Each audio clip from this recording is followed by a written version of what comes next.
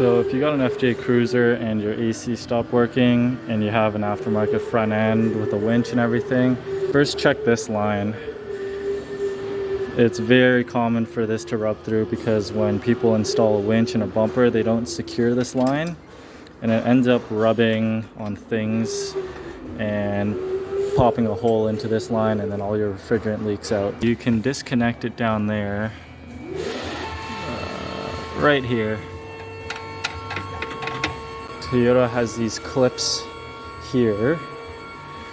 So to undo these, there is a special tool for it, but I got away with using one pick, and you just jam the pick into one of these holes and it'll unlock the clamp.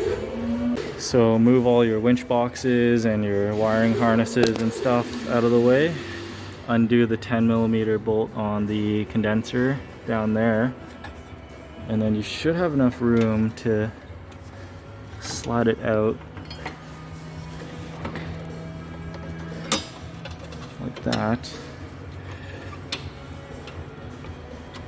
Yeah, this is a common part that we've seen fail due to aftermarket parts.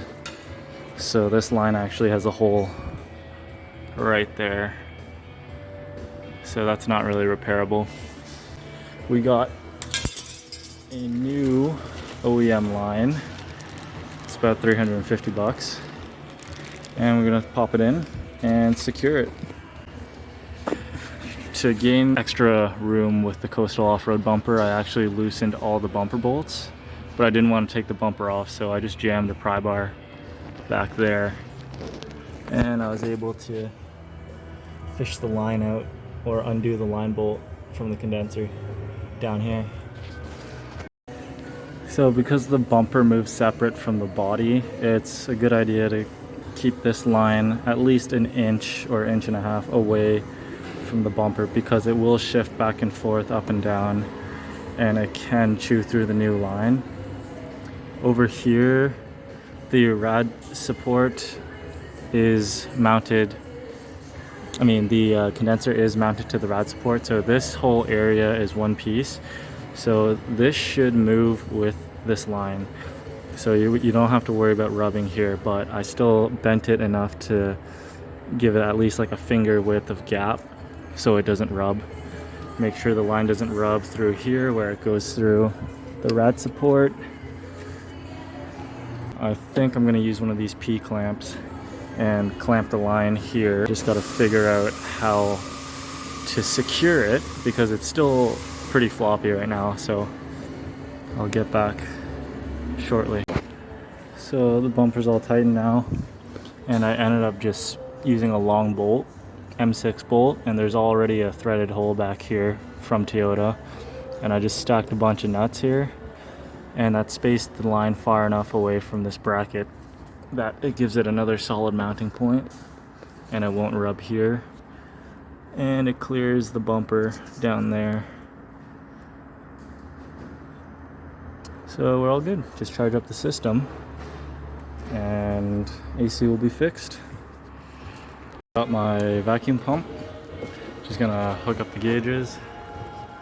Throw this in here. Put the high side down here. Grab this.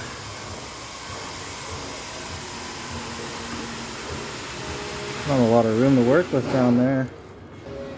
We'll just open the valve, the low side,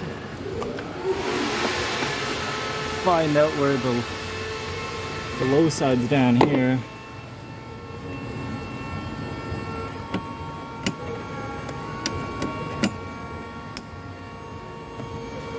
Okay, gauge opened, and we're gonna pull some vacuum.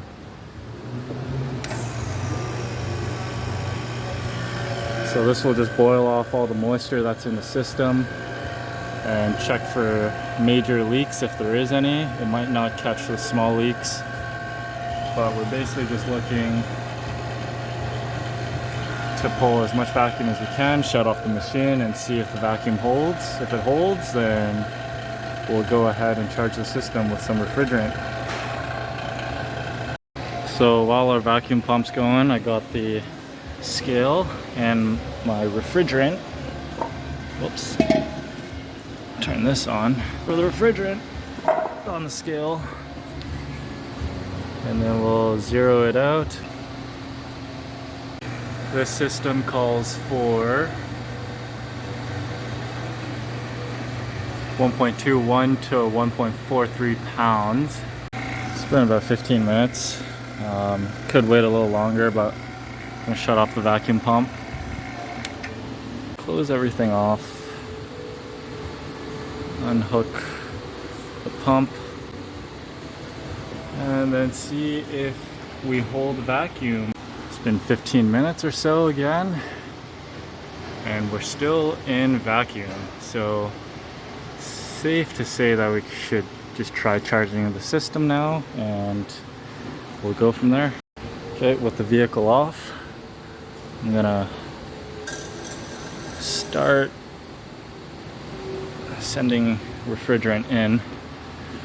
So we're gonna leave the high side closed. We're gonna open our center, and we're gonna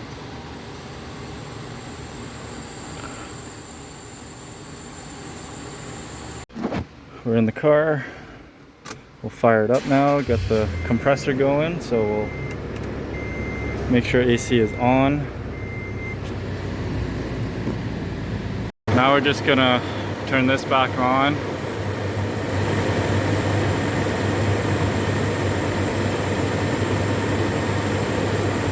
And then let the compressor suck in the refrigerant.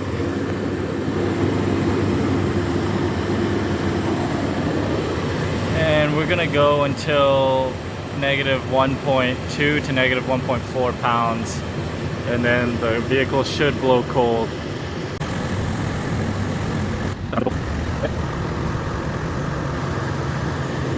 Alright, so we can just shut it off.